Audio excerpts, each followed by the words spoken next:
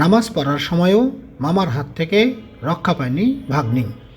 গত 26শে ফেব্রুয়ারি দুপুর 2টার দিকে ভাগ্নি যখন জোহরের নামাজ পড়ছিল, তখন মামা সামিউল আলিম শিহাব তার ঘরে প্রবেশ করে।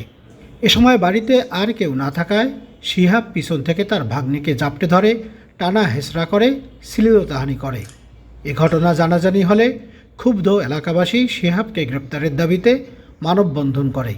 চাঞ্চল্যকর এই ঘটনাটি রাজশাহীর পুঠিয়া উপজেলার সরিষাবাড়ি বাজার এলাকার।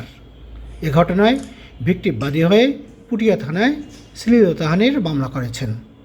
11ই মার্চ মঙ্গলবার র্যাব 5 রাজশাহীর এক প্রেস বিজ্ঞপ্তিতে উঠে এসেছে এই তথ্য। র্যাব জানায়, গোপন সংবাদের ভিত্তিতে 10ই মার্চ সোমবার দিবাগত মধ্যরাতে নাটোর সদর উপজেলার সাতনি এলাকায় যৌথ অভিযান পরিচালনা করে অভিযুক্ত সামিউল আলিম শিহাবকে গ্রেপ্তার করা হয়েছে।